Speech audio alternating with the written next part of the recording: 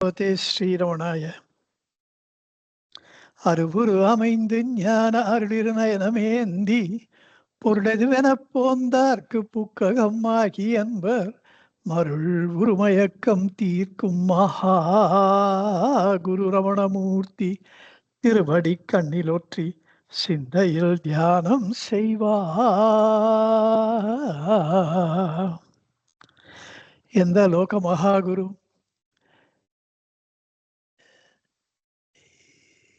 எவர் எந்த நிலையில் எப்படி இருந்தாலும் உயர்வு தாழ்வு பார்க்காமல் சகஜமாக ஒரு சாமானியராக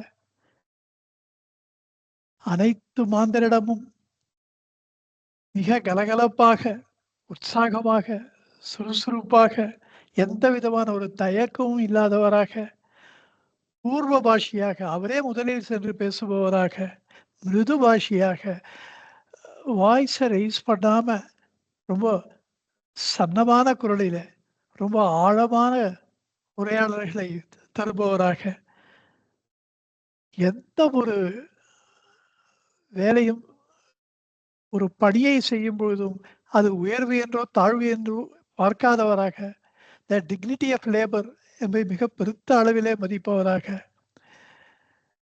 நம்மை போன்ற நமது நண்பர்கள் உறவினர்கள் எல்லோரிடத்திலும் அந்தந்த உறவுகளின்படி அந்தந்த நட்பின் பேரிலே மிக சகஜமான ஒருவராக நம்மிடையே பழகி வாழ்ந்து காண்பித்தாரோ நம்மை உடலால் அவர் நம்மை விட்டு சென்றும் கூட உணர்வால் நம்மோடு என்றைக்கும் ஒன்றுபட்டவராக இருக்கின்றாரோ நமக்கு சரியான வழிகாட்டுதலை தருகின்றாரோ அந்த லோக மகாகுருவா பகவான் ரமண மகரிஷிகளுக்கு நமஸ்காரம்.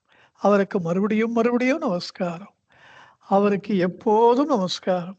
அவருக்கு மீண்டும் மீண்டும் நமஸ்காரம். அவருடைய பாதார விந்தங்களிலே என்னுடைய ஹிருதயார விந்தத்தை என்றைக்கும் என்றென்றைக்கும் சமர்ப்பிக்கிறேன். இந்த உள்ளது 40 சான்றிதழ் வகுப்பிற்கு 22வது வகுப்பிற்கு உங்கள் அனைவரையும் வரவேற்கிறேன். இன்றைக்கு நாம் சிந்திக்க இருக்கும் பாடல் எண் 16வது பாடல். இதிலே பகவான் கூறுகின்றார், நாம் அன்றி நாளேது நாடேது நாடுங்கால் நாம் உடம்பேல் நாள் நாடு உள் நாம் படுவோம் நாம் உடம்போ நாம் இன்று அன்று என்றும் ஒன்று நாடு இங்கு அங்கு எங்கும் ஒன்றால் நாம் உண்டு நாள் நாடு இல்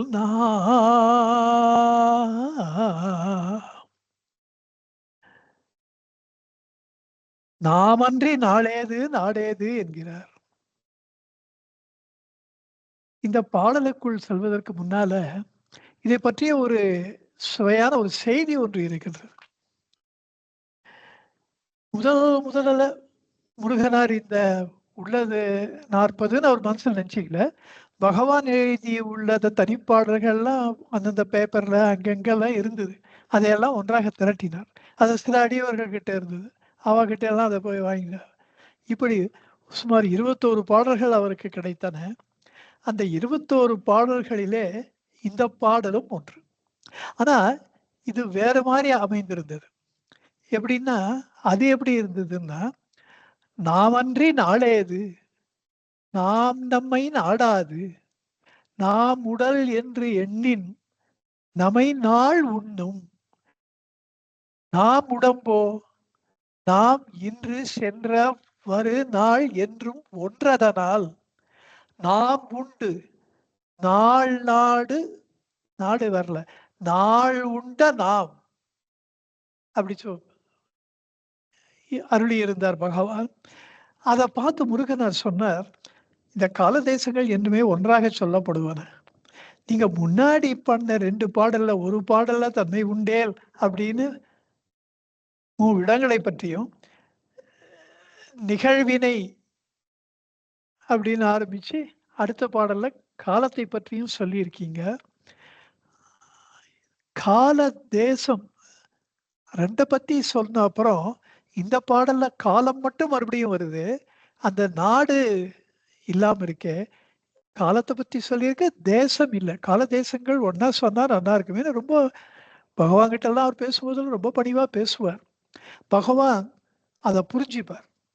இவர் எவ்வளவுதான் பணிவா சொன்னாலும், அந்த கருத்து பகவானுக்கு ஏற்புடையதாக இருந்தால், உடனே அத அது வந்து எடுத்துப்பார், ஏற்றுக்கொள்வார். அப்போ இதுல அப்படிதான் ஏத்துண்டு, இந்த "நாமன்றி நாளேது நாம் நம்மை நாடாது நாம் உடல் என்று எண்ணின் நாள் நாள் நம்மை நாள் உண்ணும் நாம் உடம்போ நாம் இன்று சென்ற வரு நாள் என்றும் ஒன்றதனால் நாம் உண்டு நாள் உண்ட நாம்" அப்படின்னு காலத்தை மட்டும் அத பார்த்திருக்காரு மறுபடியும். பார்த்துட்டு மாத்தினார். மாத்தினது தான் இது. "நாமன்றி நாளேது நாடேது நாடெங்கால்" அங்க நாடுன்றதுக்கு தேசத்தை கொண்டு வந்துடுறாரு அந்த கான்செப்டையும். "நாம் உடம்பேல் நாள் நாடுவுள் நாம் படுவோம் நாம் உடம்போ நாம் இன்று அன்று என்றும் ஒன்று நாடு இங்கு அங்கு என்றும் ஒன்றால் நாம் உண்டு நாள் நாடு இல் நாம்." அங்க நாள் நாள் உண்ட நாம் என்பதை நாள் நாள் நாம் உண்டு நாள் நாடு இல் நாம் அப்படின்னு மாத்தினார். இது ஒரு ஒரு உதாரணம், ஒரு சான்று. முருகனார கலந்தாலோசித்து இந்த ஒரு உலக 40 இந்த கிரந்தத்தை பகவான் உருவாக்கி இருக்கிறார் அப்படின்றதுக்கு இது ஒரு தெளிவான சான்று இந்த பாடல். இப்போ நாம்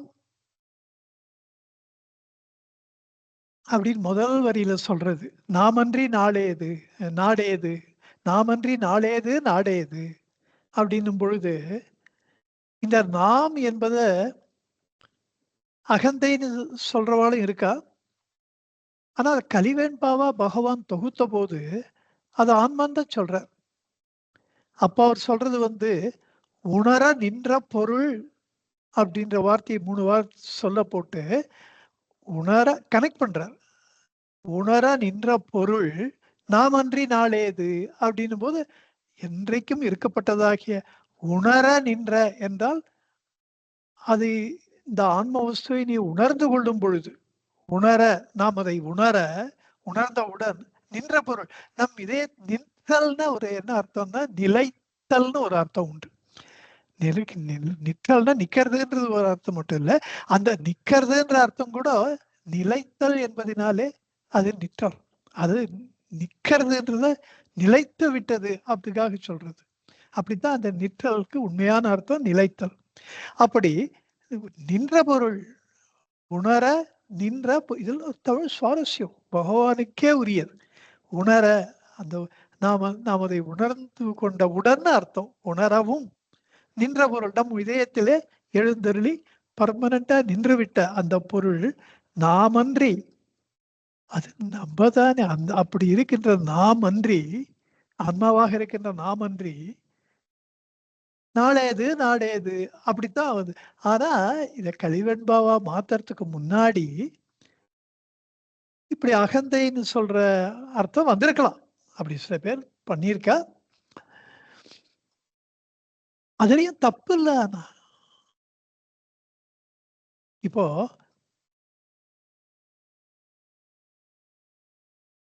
நான் இருக்கிறேன். மறுபடியும் I will go to the fundamentals. நம்ம அடிப்படை உணர்வு நம்மளுக்கு நம்ம இருக்கோம். நான் இருக்கிறேன் என்கின்ற அந்த அடிப்படை உணர்வு. அதுல முற்பகுதியில அந்த நான் என்பதிலே கவனம் சென்று விடுகின்றது. அதிலே நிலைத்து விடுகின்றது. இந்த இருக்கிறேன் என்ற அந்த பிற்பகுதிக்கு வரமாட்டேன்றது. அப்போ முற்பகுதியில நான்ல கான்சன்ட்ரேட் ஆகும் பொழுது தான் இந்த தன்மை கொஞ்சம் கொஞ்சமா உருவாகின்றது. அகந்தை உருவாகின்றது. இப்போ இந்த நான் என்னும் அகந்தையை ஒட்டியே இந்த கால தேசங்கள் பிறக்கின்றன. இன்னொன்னு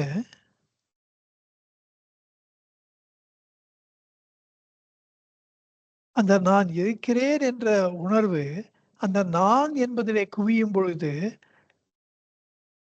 இந்த தேகாபிமானம் இந்த உடலை நான் என்று அபிமானிக்கின்றது. அதுலதான் எல்லா விதமான அனர்த்தங்களும் உண்டாகின்றன என்பதை பார்த்தோம்.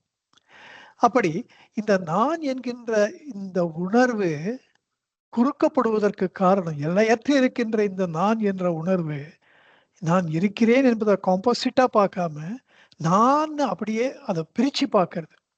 அப்ப பார்க்கும் பொழுது, அதை செய்யறது அதுக்கு ஒரு காரணம் இருக்கணும். அததான் பகவான் கண்டுபிடிச்சார். அதுதான் தேகாபிமானம்னு கண்டுபிடிச்சார். அப்படி உடல் அளவுல இதை குறுக்கி, இந்த நான் என்கின்ற எண்ணம் தான் கால தேசங்களை உருவாக்குன்றது. எப்படின்னா, இந்த உடலோட வந்து நம்மள ஐடென்டிஃபை பண்ணிக்கும் பொழுது, இந்த உடல் இத்தனை வருஷம் பொறந்தது. இத்தனாவது வருஷத்துல இறந்தது. இந்த உடல் இந்த ஊர்ல பொறந்தது. இப்ப இந்தியால பிறந்தது. ஆனா அமெரிக்கால வந்து இறந்து போச்சு. இடம். இந்த கால தேசங்கள் உருவாவதற்கு காரணம் இந்த உடல் தான். இந்த உடலை வைத்துத்தான் ஏற்படுகின்றன. அந்த உடல் தான் நான் என்று எண்ணும் பொழுது, அந்த அகந்தை, அந்த தன்மை உருவாகின்றது. அந்த தன்மை அகந்தை உருவாகின்ற பொழுது கால தேசங்கள் உருவாகின்றன சொல்லப்படுகின்றன. இப்படித்தான் கொஞ்சம் கொஞ்சமா இந்த டெவலப் ஆகுது. இந்த கால தேசங்கள் டெவலப் ஆகிறதுக்கு காரணம்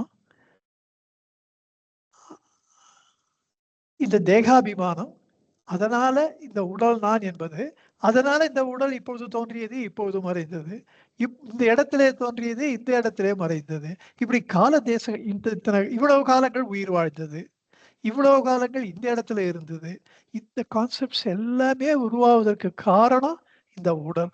அதனால்தான் உடனே கேட்கிறாரு அவரு, நாம் உடம்போ அப்படின்றார். அப்ப நாம் உடம்போன்னு கேட்கறதுனால நாம் உடம்பு இல்லையேன்றதுதான் அர்த்தம். இல்லைன்னா ஏன் அந்த கேள்வியே வராதே. நாம் உடம்போன்னா நம்ம உடம்பு இல்லையே அப்படின்ற பொருள் தான் மேஜரா வருது. இப்பொழுது நான் என்ற இந்த உண்மை நிலை என்னவா இருக்குன்னா, அந்த தேகத்திலே, தேகாபிமானத்திலே நாம் அந்த தேகத்திலே விழுந்து விட்டால் அப்படின்னு அதுல அகப்பட்டு கொண்டால் அர்த்தம். அந்த நான் இருக்கிறேன் என்ற அந்த பேர் உணர்வு அந்த உடல் என்ற அளவிலே குறுக்கப்பட்டு விட்டால், நாள் நாடுவுள் நாம் படுவோம். படுவோம்னா வலைபடு புட்போல்னு வாழ. படுதல்னா விழுந்துடுறது, அகப்பட்டுக் கொள்ளுதல், சிக்கிக் கொள்ளுதல். அதான் படுதல். அவன் பட்ட பாடுன்னுவோம். அந்த துன்பத்துல அவன் சிக்கி தவித்த பாடு. அந்த படுதல்னா விழுந்து விடுதல், அதிலே அகப்பட்டுக் கொள்ளுதல். நாள் நாடுவுள் நாம் படுவோம். நாமன்றி நாடேது, நாளேது நாடேது நாடுங்கால். இங்க நாடுங்கால்னு ஒரு அர்த்தம். அது ஒரு அற்புதமான வார்த்தையை போட்டிருக்கு.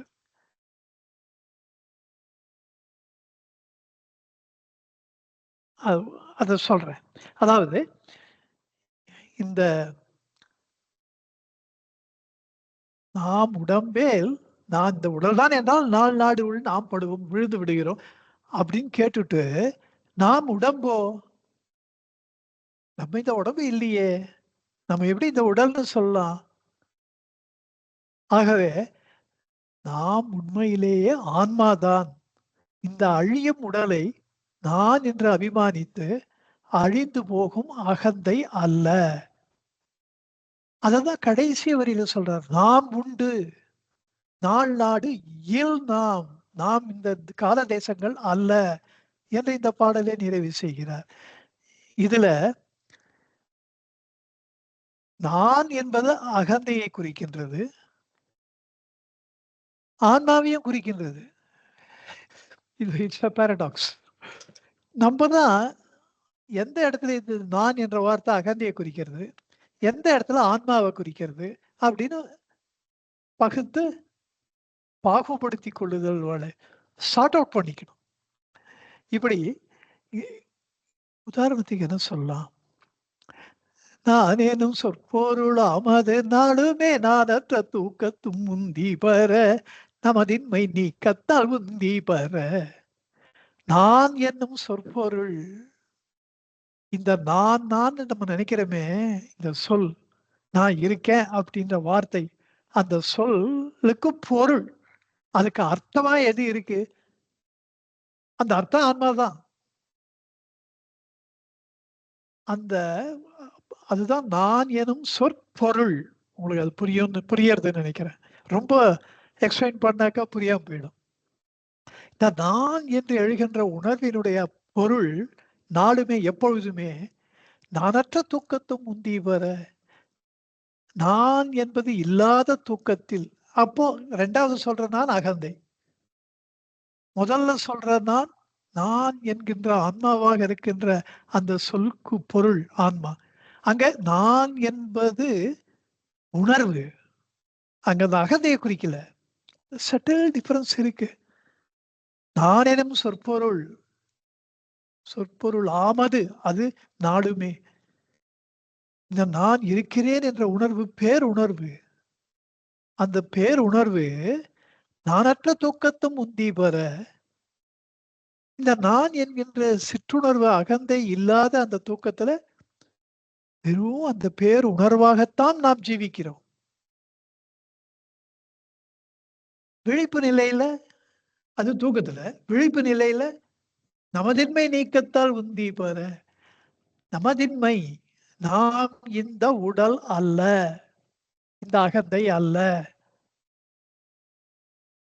என்ற அந்த நீக்கத்தினாலே அப்படி அது அகற்றுவதினாலே, அந்த சிற்றுணர்வை அகற்றுவதினாலே, அதே அந்த பேருணர்வு அ அனுபவப்படுகின்றது, சித்தியாகின்றது. ஒன்று நாணற்ற தூக்கத்தும் உந்தி பெற, மற்றொன்று நமதின்மை நீக்கத்தால் உந்தி பெற. விழிப்பு நிலையிலே நான் என்கின்ற இந்த அகந்தை உணர்வை நீக்கினால் நாம் ஜீவன் முக்தராகிறோம். தூக்கத்துல எப்படி இருந்தாலும் அதைத்தான் நாம் அனுபவித்துக் கொண்டிருக்கிறோம். இங்க நானற்ற தூக்கத்தும்னா அங்கே நான் என்பது அகந்தையை குறிக்கிறது. நமதின்மை நீக்கத்தால் இங்கே நமது என்றால் நாம் தான். பன்மையில சொன்ன அதே நாமும் அதே அகந்தையை தான் குறிக்கிறது. இப்படி எந்த இடத்துக்கு உதாரணத்துக்கு இத சொன்னேன். எந்த இடத்துல எது கரெக்ட்டா இருக்குமோ, அத நம்ம எடுத்துக்கணும். அப்படி இல்லாட்டா, அது இவ்வளவு சொல்றதுக்கு காரணம், சில பேர் அத ஒரு விதண்டாவாதமா பண்ணிட்டு இருக்கா. பண்ணுவா. அது மாரிலாம் நம்ம பண்ணக்கூடாது. பண்ணி டைம வேஸ்ட் பண்ணக்கூடாதுன்றதுக்காக அப்படி சொல்ல நேர்ந்தது. எப்போ நம்ம வந்து நாம் என்று சொன்னாலும், சில இடங்கள்ல நாம் என்பது ஆன்மாவை குறிக்கும்படியா கூட சொல்லியிருக்காரு. இந்த இடமே அப்படித்தான். நாமன்றி நாளேது, நாடேதுன்னா உணர நின்ற பொருள் நாமன்றின்னு பகவானே அந்த நாம் என்பத ஆன்மாவா தான் சொல்லியிருக்கார். அதான் ஒண்ணு நாம் உடம்பேல் அப்படின்னா, அந்த நாம் உடம்பேல் என்பது நம்ம ஆன்மாவா இருக்கின்ற நாம் இந்த உடல் நினைச்சுட்டோம்னா அதுவும் கரெக்ட் தான். இந்த நாம் என்பது நம்ம இந்த அகந்தையா இருக்கோம். இந்த அகந்தை உடம்புன்னு நினைச்சுட்டோம்னா, அந்த நாம்க்கு எப்படி வேணா அகந்தைன்னு சொல்லலாம், ஆன்மான்னு சொல்லலாம். ஆனா, முடிந்த பொருளிலே பேதம் இல்லை. இத நம்ம மனசுல வச்சுக்கணும். எப்படி பார்த்தாலும், முடிவான கருத்துல, நாம் இந்த உடல் அல்ல. அதைத்தான் நாம் உடம்போ, அது அழுத்தம் திருத்தமா மாரி அவ்ளோ வெளிப்படையா, அவ்ளோ தைரியமா, பகவானுக்கு என்ன தைரியம் என்ன இருக்கு? இது என்ன இருக்கு? நம்ம தான் அப்படிலாம் நெனச்சுக்கிறோம். பட் எக்ஸ்ட்ரார்டினரி ஸ்டேட்மெண்ட்ஸ் இது. இந்த நாம் உடம்போ என்பது எவ்வளோ ஒரு அழுத்தம் திருத்தமா, எவ்வளோ ஒரு ஆ நம்முடைய வாழ்க்கையின் அடிப்படை நம்பிக்கை நம்ம இந்த உடல் அதையே அசைத்து காட்டுகிறார் பகவான். அதெல்லாம் கொஞ்சம் நம்ம திங்க் பண்ணி பார்க்கணும். அதுவே அடிப்படை அஸ்திவாரமே அங்கே ஆட்டம் காணுகின்றது. அதை ஆட்டம் காண்பிக்கும் பொழுது எவ்வளோ ஜென்டிலா பண்றார். ஜே.கே. கூட தான் சொல்றார். அவர் எவ்வளோ ஃபெரோஷியஸா சொல்றார். எவ்வளோ ஆக்ரோஷத்தோட சொல்றார். இங்க பகவான் கிட்ட அதுதான் ஒரு பெரிய விசேஷம். ஞானத்த சொல்லலாம். ஆனா நம்ம மனசு நோகாம சொல்லணும். அது பகவான மாதிரி ஒரு பெரிய expert I am yet to come across. வள்ளுவ பெருமான் ஓரளவு சில இடங்கள்ல அப்படி பண்ணியிருக்கார். நெருநல் உளன் என்பன் இன்று இல்லை என்னும் பெருமை படைத்து உலகு அப்படின்னும் போது, நெருநல்னா நேத்து, நெருநல் நேற்று இருக்கின்ற ஒருவன் இன்றைக்கு இல்லை அப்படின்னு அந்த பெருமை இந்த உலகத்துக்கு இருக்கு அப்படின்னு. அவரு நம்மள பயமுறுத்துறோம்னா எப்படி சொல்லிருக்கலாம், இன்னைக்கு இருக்கிறவன் நாளைக்கு இல்லை என்னும் பெருமை படைத்தது உலகன்னு எழுதியிருக்கலாம். ஆனா நம்ம பயந்துருவோம், ஐயோ நம்ம நாளைக்கு இருக்க மாட்டோமா அப்படி நம்மள பயமுறுத்தாம, நேத்து இருக்கவதானே இன்னைக்கு இல்ல, நம்ம தான் இன்னைக்கு இருக்குமே அப்படி.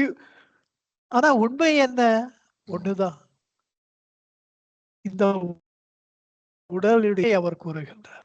அப்படித்தான் பகவானும் நாம் உடம்போ என்று சொல்லி, பிறகு நாம் இன்று அன்று என்றும் ஒன்று என்று அங்கே சொல்லுகின்ற நாம் ஆன்மா. 4வது வரியிலேயே நாம் உண்டு அப்படின்னு அழுத்தம் திருத்தமா சொல்லும்போது அந்த நாம் ஆன்மா.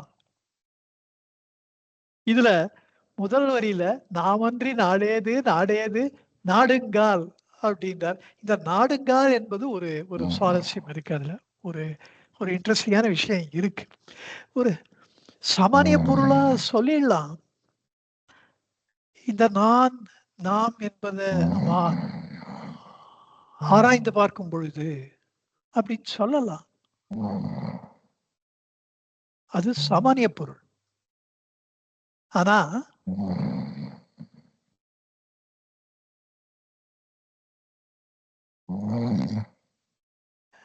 இந்த சாமானிய பொருளை ஒரு பக்கம் வச்சுட்டு அதான் நெக்ஸ்ட் வருவோம். இப்ப இந்த நான் இந்த நாடுங்கால் என்பதற்கு இப்போ இன்னொரு ஒரு ஒரு ஒரு பொருள் சொல்லணும்.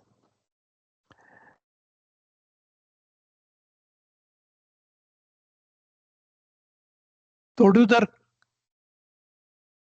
அளவு மணற்கேண்மி, எந்த அளவு நாம் தோண்டுகின்றோமோ அந்த அளவு ஒரு மணல் கேணி, மணல்ல மண்ணை எடுத்து விளையாடுவோம், தண்ணி வரும். எந்த அளவு தோன்றமோ அந்த அளவு தண்ணி வரும். அதுல தொடுதல் என்ற வார்த்தையை தோன்றுதல் அர்த்தத்துல வள்ளுவர் உபயோகிச்சிருக்கார். அதே போல எந்த அளவு கற்கிறோமோ அந்த அளவே சான்றோர்க்கு அறிவு. எந்த அளவு நாம் ஆழமா கற்கின்றோமோ அந்த அளவுக்கு நமது அறிவு பலப்படும் அப்படின்றார். அங்க தொடுதல் என்பது தோன்றுதல்னு சொல்றது, சும்மா தொடர்றது இல்லை.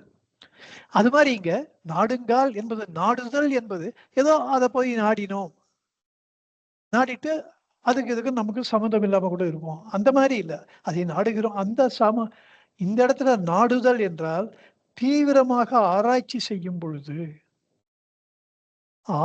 இந்த தீவிரமான இந்த நான் என்பது எது என்ற தீவிரமான ஆராய்ச்சின்னு சொன்னா அது நான் யார் விசாரம் தான். சோ நாடுங்கால் என்பது நான் யார் விசாரத்தை தான், அந்த விசார வேள்வியை குறிக்கின்றது. ஆனா சாமானியமா தான் வச்சுக்கலாமே, ஒரு இந்த சிறப்பு பொருள் இருக்கட்டும். ஒரு சாதாரணமா இப்ப ஆல்பர்ட் ஐன்ஸ்டீன் கூட ஆராய்ச்சி பண்றேன்றாரு. ஆனா அவர் சாமானிய பொருள், அது நாடுதல் தான். நாடுதலுக்கு இந்த கால தேசங்களை பற்றிய ஒரு ஆய்வை மேற்கொள்ளுகிறார். அதுல ஸ்பெஷல் தியரி ஆஃப் ரிலேட்டிவிட்டி, அதுக்கப்புறமா ஜெனரல் தியரி ஆஃப் ரிலேட்டிவிட்டி. இது தமிழ்ல சொன்னா என்ன சொல்றது, ஆனா தமிழ் சொன்னா யாருக்கும் புரியாது. அதோட ஸ்பெஷல் தியரி ஆஃப் ரிலேட்டிவிட்டின்னு சொன்னாலே புரிஞ்சிடும். அப்படி தமிழ்ல சொல்லிதான் ஆனோம்னா சிறப்பு சார்பியல் கோட்பாடு,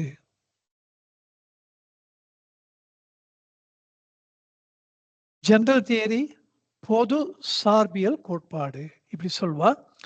இதுல அவர் சொல்றது என்னன்னா, ரொம்ப தூரத்துல இருக்கிற ஒரு நட்சத்திரம் சின்னதா இருக்கு,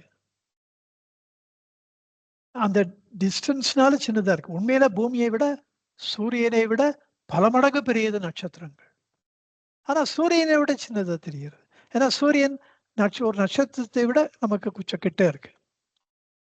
அதே போல காணுகின்ற காட்சி ஒளி ஒண்ணு த டைமென்ஷன்ஸ் அகலம், நீளம் இதெல்லாம் கூட நம்ம எவ்வளவு தூரத்திலேருந்து அத பார்க்கிறோன்றத பொறுத்து ஒரு பொருளுக்கு அமைகின்றது. இதெல்லாம் தான் ரிலேட்டிவிட்டின்றது. அந்த டைமென்ஷன்ஸ் மாறும். டிஸ்டன்ஸ் மாறுனா, அதாவது தேசம் மாறினா, அந்த அளவைகளும் மாறும். அந்த அளவுகளும் மாறும். இப்போ ஒளின்னு எடுத்துட்டா, காலம் இதுல காலம் என்பது டைம் இல்லையா? இப்போ சூரியன்லேருந்து நமக்கு அந்த ஒளி நம்ம பூமியை வந்து அடைவதற்கு 8 நிமிஷம் ஆகுதுன்னு சொல்றோம். சில நட்சத்திரங்களுக்கெல்லாம் ஒரு சுமாரா ஆ ப ப 10 நிமிஷம் ஆகுது, 20 நிமிஷம் ஆகுது இப்படி வச்சுக்கலாமே. ஒரு அசம்ப்ஷன் தானே. இப்போ 20 நிமிடங்களுக்கு முன்னால தோன்றிய அந்த நட்சத்திரத்திலேருந்து நம்மை வந்து அடைகின்ற அந்த ஒளிக்கற்றையை வைத்துத்தான் நாம் அந்த நட்சத்திரம் இருக்குன்னு தெரிஞ்சுக்கிறோம். நம்ம அப்போ இன்ஸ்டன்ட்டா நம்ம இப்பவே பார்க்குறோம்னு நெனைக்கிற அந்த நட்சத்திரம், உண்மையிலேயே நாம் 20 நிமிடங்களுக்கு முன்பு இருந்த நட்சத்திரத்த தான் நம்ம பார்த்துட்டு இருக்கோம். இப்போ you just imagine a situation where 10வது நிமிஷத்துல அந்த நட்சத்திரம் பர்ஸ்ட் ஆயி இல்லாம போயிடுறது. ஆனா அந்த ஒளிக்கற்றை புறப்பட்டு வந்துடுது. நாம் அது அது நட்சத்திரம் இருக்காது. ஆனா நாம இருப்பதாக பார்த்துக் கொண்டிருப்போம். அந்த நட்சத்திரம் இல்லாத போனதிலிருந்து ஒரு 20 நிமிடத்துக்கு அப்புறம் தான் அது இல்லன்னு நமக்கு தெரியும். இதுதான் காலம். காலம் அப்ப கண்ணால காண்பதும் பொய். இந்த அளவுகள் எல்லாம் பொய். இது எல்லாமே எவ்ரிதிங் இஸ் இமேஜின்டு. இந்த கான்செப்ட் புரிஞ்சுதுன்னா, பகவான் சொல்ற நாமன்றி நாளேது, நாடேதுன்றதனுடைய அர்த்தம் நம்மளுக்கு புரியும். நம்ப நம்ம இருந்துண்டு, நம்ம பார்க்கறதுனால தானே இந்த அளவுகள்லாம். இவ்வளவு சின்னதா இருக்கு, சூரியன் பெருசா இருக்கு. இதெல்லாம் நம்ம இருந்து, நாம் பார்ப்பதினாலே அந்த காலத்தை பொறுத்து எவ்வளோ நிமிஷம் அந்த சூரியன்லேருந்து அந்த ஒளி நமக்கு வருதோ, அந்த 8 நிமிஷம் முன்னாடி இருக்கிற சூரியன நம்ம பார்க்குறோம். அது காலத்த டிபெண்ட் பண்ணியிருக்கு. அளவு சுத்தமா டிஸ்டன்ஸ்ல டிபெண்ட் பண்ணியிருக்கு. தேசத்தை டோட்டலா ஆதாரமாக வைத்துத்தான் அதனுடைய அளவு நமக்கு இந்த சர்க்குலரா இவ்ளோ டயாமீட்டர்ன்னு நமக்கு தெரியறது. ஆனால் இவை நம்முடைய கற்பனைகள். உண்மையில அங்க நடக்கிறதே வேற. அந்த நட்சத்திரம் இல்லாதப்பவே நம்ம இருக்கிறதா நெனச்சுக்கிறோம். அதுக்கு ஒரு அளவு சொல்றோம். அதனால இந்த ஐன்ஸ்டீன் என்ன சொல்றார், டைம் ஸ்பேஸ்ன்னு ஒண்ணா தான் சொல்லணும்ன்றார். இப்போ சூரியன் வந்து நீங்க பார்க்கறதுல ஒரு டயாமீட்டர் ஒரு 1 அடி இருக்கு, இல்ல 3/4 அடி இருக்கு. அந்த மாரி இருந்தா, that purely depends upon your time and space. அதனால டைம் ஸ்பேஸ்ன்னு தான் சொல்லணும். இந்த டைம் ஸ்பேஸ்ல இதுக்கு அளவு. நீங்க டைம வேற, காலத்த வேற, ஸ்பேஸ் தேசத்த வேற பிரிக்கக் கூடாதுன்றார். அதனால தான் அது ரிலேட்டிவிட்டி அப்படின்னு ஆயிடுது. ஒன்றை ஒன்று சார்ந்து இருக்கின்றது. இங்க பகவான் சொல்றது 2மே ஒதுக்கி தள்ளப்பட வேண்டியவை. அததான் இந்த பாட்டுல சொல்றார். இந்த கால தேசங்களே பொய்யப்பா. அப்புறம் அதுல என்ன ரிலேட்டிவிட்டி வேண்டியிருக்கு? அதுல என்ன ஜெனரல் தியரி ஆஃப் ரிலேட்டிவ் வேண்டியிருக்கு? ஸ்பெஷல் தியரி ஒட்டுமொத்தமாக ஒதுக்கி தள்ளப்பட வேண்டியது அப்படின்னா என்ன அர்த்தம்னா, இந்த கால தேசங்கள் வந்து நம்பத்தக்கவை அல்ல. அத ரொம்ப ஓவரா அத்தியே நெனச்சுக்காத. பகவான் வந்து நம்மள ஹோல்சேலா உண்மை நிலைக்கு நம்ம கொண்டு போறார். ஆனா, அவர் வந்து இதெல்லாம் உட்டுடுன்னு சொல்லல. You have to act accordingly. When you are in the relative plane, when you are not a ஞானி until you realise you have to act accordingly. நான் ஐன்ஸ்டீன் தியரி படிக்க மாட்டேன். அதெல்லாம் பொய் அப்படின்னா you are indulging in escapism. அது பகவான் அப்படி சொல்லவே இல்ல. ஆனால் அடிப்படை உண்மை உங்க மனசுக்கு உள்ளூர ஒண்ணு அந்த ஒரு உண்மை உள்ளத்துல இருந்துட்டே இருக்கணும். அப்பா, இதெல்லாம் நம்ம ஏமாந்துறக்கூடாது. இதெல்லாம் உண்மை அல்ல. இப்ப இன்னொரு விஷயத்துக்கு வரேன் பாருங்க. இப்போ கால தேசங்களுடைய பொய்மை நமக்கு தெரிகிறது. இல்லாத நட்சத்திரத்தை இருக்கிறதா நினைக்கிறோம். எங்கேயோ இருக்கிற சூரியன் வந்து ஒரு ஹாஃப் டயாமீட்டர் தான், ஐ மீன் ஹாஃப் ஃபீட்டு, 1/2 அடி இல்ல 1 அடி தான் அது அப்படின்னு நினைக்கிறோம். இதே சவுத் ஆப்பிரிக்கால கேப் கேமரின், அதாவதுன்னா கேப் ஆஃப் குட் ஹோப், அங்க சவுத் ஆப்பிரிக்கா கீழ அத அங்க வந்து ஒரு பெரிய பலூன் மாரி காட்சியளிக்குமா சூரியன் அஸ்தமனத்துக்கு முன்னாடி. பெருசா as if you can touch இட்ன்ற பெருசா இருக்குமா. இந்த அளவுகள்லாம் மாறுறது தானே. இது வந்து நம்ம இருக்கிற இடத்த பொறுத்தது தானே. இது கிளியரா தெரியறது நம்மளுக்கு. இது கற்பனைன்னு தெரியறது. இத தெரிஞ்சுட்டா அடுத்த உண்மைய நம்ம என்ன புரிஞ்சுக்கணும்? இந்த ஆன்ம வஸ்து எஞ்ஞான்றும்னா எல்லா பொழுதிலும், எந்நேரமும், எப்பொழுதும் இருந்து கொண்டிருக்கின்றது. காலமே இல்லன்னா, ஆன்மா இந்த எப்போதும் இருக்குன்னு சொல்றதே ஒரு பொய்மையா போய் முடியுமே! இந்த தேசமே பொய்யின்னா, கால தேசங்கள்ல இடம்ன்றதே பொய். ஆன்மா எல்லா இடத்திலும் இருக்கின்றதுன்றதே இட்ஸ் அ மிஸ்னமர். இது அது எப்படி அதுக்கு உண்மையாகும்? ஆன்மா இருக்கிறது ஒண்ணு தான் இருக்கு. அது நிகழ்வினையா இருக்கு. தன்மையா இருக்கு. காலதேசங்கள் அற்றதா இருக்கு. அப்போ அது ஆன்மா எல்லா இடத்திலும், எல்லா நேரத்திலும், எப்பொழுதும் இதெல்லாம் அனாவசியமான பேச்சு தானே! இத ஆன்மாவினுடைய உண்மை நிலையை இந்த மாரிலாம் பேசுறது எடுத்து சொல்லப்பட முடியாது. ஆனா, அன்லெஸ் யூ ரியலைஸ் அப்பதான் அதையும் இதையும் போட்டு மிக்ஸ் பண்ணி குழப்பிக் கூடாது. நம்ம அஞ்ஞானியா இருக்க வரைக்கும், இந்த ஆன்மா எங்கும் பறந்து, எங்கும் விரிந்து எல்லாமா இருக்குப்பா! அப்படித்தானே சொல்லணும். அதெல்லாம் பொய்யு நான் ஒத்துக்க மாட்டேன்னா. ஏட்டு சுரைக்காய் கறிக்கு உதவாது நான் படிக்கிற வேதாந்தம் வரட்டு வேதாந்தமா போய் முடியும். ஆனால், இந்த ஆன்மாவ வச்சுத்தான் இந்த தன்மை உண்டாகின்றது. இந்த நிகழ்வினை, அது எப்பொழுதும் இருந்ததை இருந்தபடி இருந்து கொண்டு காட்டிக்கொண்டே இருப்பதுதான் நிகழ்வு. அதுதான் நிகழ்காலம். அதை இல்லைன்னு சொல்ல முடியாது. அந்த அந்த நிகழ்காலத்துல தான் எதிர்காலமும் வருது, கடந்த காலமும் வருது. எதிர்காலம் நிகழ்காலமாகின்றது, எதிர்காலமாகின்றது. இதற்கெல்லாம் இடமாக இந்த ஆன்மா இருக்கின்றது. அதனால தான் சொல்றார், நாம் உண்டு. நாள் நாடு இல் நாம். ஒரு ஆஸ்திரேலியால ஒருத்தர் சூரியோதயத்த வச்சுட்டு அவங்க பண்ற அ கால காலமும், அமெரிக்கால ஒருத்தரு லாஸ் ஏஞ்சல்ஸ்லயோ, சான் பிரான்சிஸ்கோலயோ இந்த பக்கம் அ வ இதுலயோ சவுத் ஆப்பிரிக்கன் கன்ட்ரீஸ் வேற வேற இடத்துல வேற வேற மாரி தான் மாறுறது இந்த கற்பனை. ஆனா அந்த கற்பனையின்படி தானே மனிதன் அங்க வாழ்க்கை அத நம்பித்தானே ஆதாரமாக வைத்துத்தானே ஆபீஸ் போறான், வீட்டுக்கு வரான், வேலை பண்றான், சம்பாதிக்கிறான். அதெல்லாம் அப்ப டோட்டலா கற்பனையா? You have to live accordingly. But with full knowledge that this time and space is not there in self. நாம் ஆத்மாவை நோக்கி போய்க் கொண்டிருக்கிறோம் என்றால், இந்த மாதிரியான உண்மைகள் நாம் தெரிந்து கொள்ள வேண்டும் என்பது தவிர்க்க முடியாதது. இதுதான் நம்முடைய அறிவை வளர்க்கின்றது. நம்ம இல்லன்னா அஞ்ஞானத்துல இருப்போம். அஞ்ஞானத்திலிருந்து நம்ம ஞானத்துக்கு பகவான் அழைத்துச் செல்கிறார். அத அழகா கொஞ்சம் கொஞ்சமா நம்மெல்லாம் புரிஞ்சுக்கும்படியா அழைத்துச் செல்கிறார். இந்த அறியாமையினாலே இன்னொரு உண்மை என்ன இதுல? இந்த அஞ்ஞானத்தினாலே, அறியாமையினாலே அதிலே விழுந்து அந்த அறியாமை எப்படி வருது? தேகாபிமானத்தினாலே. தேகாபிமானத்தினாலே அகந்தை உருவாகிறது.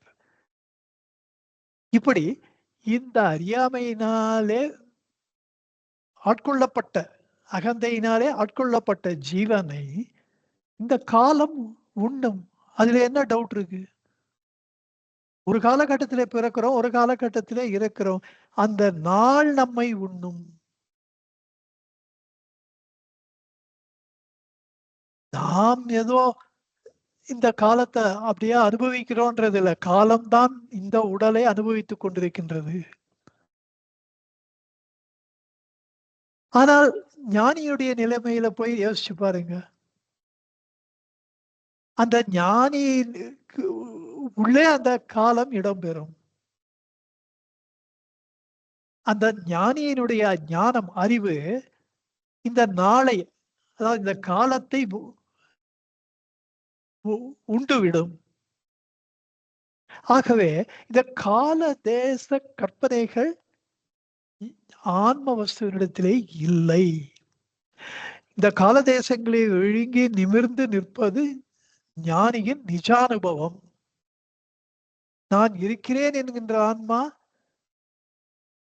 உணரப்படும் பொழுது இந்த கால தேசங்கள் கற்பனை என்பது இது உண்மையிலேயே இல்லை என்பது ஞானிக்கு புலப்படும், ஞானத்தை அடைந்தவருக்கு புலப்படும்.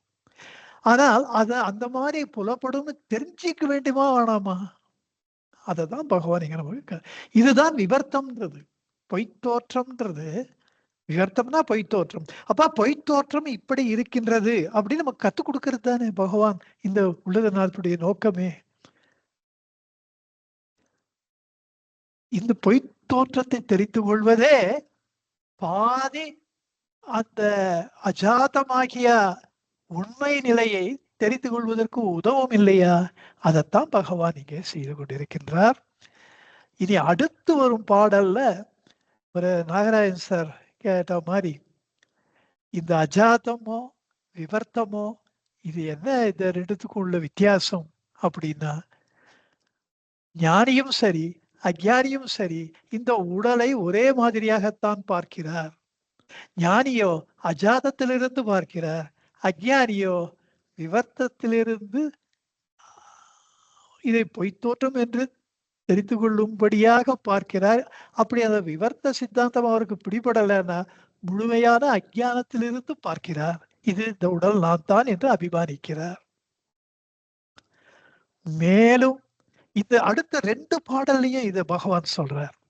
ஞானியும் அஞ்ஞானியும் இந்த உடல் என்கின்ற இந்த தேகத்தை ஒரே மாதிரியாகத்தான் பார்க்கிறார்கள். இந்த உலகத்தை, இந்த உடலை வைத்துக்கொண்டு ஒரே மாதிரியாகத்தான் அனுபவிக்கிறார்கள். ஆனால் அவர்கள் எவ்வாறு வேறுபடுகின்றனர் என்பதை அடுத்து வரும் 2 பாடல்கள், அடுத்து வரும் பாடலிலே உடலை மையமாக வைத்து சொல்கிறார். அதற்கு அடுத்து வரும் பாடலிலே உலகை மையமாக வைத்து சொல்கிறார். Most interesting things are there to know. இதை அடுத்த வகுப்பிலே பார்ப்போம் என்று சொல்லி, ரொம்ப டஃப்பான விஷயத்த உங்களுக்கு நான் உங்களை வேண்டிக் கொள்வதெல்லாம், இத கஷ்டம் நினைச்சுக்காதீங்க. அப்படி நினைத்துக் கொள்வதே தடையா முடியும். இத பகவான் எப்படி நம்மளுக்கு சொல்லிக் கொடுக்கிறாரோ அதே மாதிரி நம்ம அதை கற்றுக்கொள்வோமேயானால் இந்த ஆன்ம வஸ்துவை பற்றிய விவரங்கள் மிக நிச்சயமாக நமக்கு பிடிபடும். மேலும் மேலும் நாம் ஆன்ம வஸ்துவை நோக்கி செல்வோம், அதை நெருங்குவோம். அந்த ஆன்ம வஸ்துவினுடைய அனுபவத்தை அடைய வேண்டும் என்ற தாபம் பெருகும். ஒரு காலகட்டத்திலே அதுவும் நடக்கும், பகவானுடைய பெருங்கருணையினாலே நடக்கும் என்று சொல்லி, அடுத்த வகுப்பிலே, அதாவது செவ்வாய்க்கிழமை மீண்டும் நாம் சந்திப்போம் என்று சொல்லி இந்த வகுப்பை இந்த அளவிலே நிறைவு செய்கிறேன். எல்லாருக்கும் நன்றி, நமஸ்காரம். நமோ ரமணாய நமோ ரமணாய நமோ ரமணாய நமோ நமோ நமோ ரமணாய நமோ ரமணாய நமோ ரமணாய நமோ நமோ. சர்வே ஜனா சுகினோ பவந்து, லோகா சமஸ்தா சுகினோ பவந்து, சர்வசன்மங்களானி பவந்து. ஓம் சாந்தி சாந்தி சாந்தி. ஹரி ஓம் தத்சத். ஹரி ஓம் தத்சத். ஹரி ஓம் தத்சத். நமஸ்காரம். சொல்லுங்க சார்.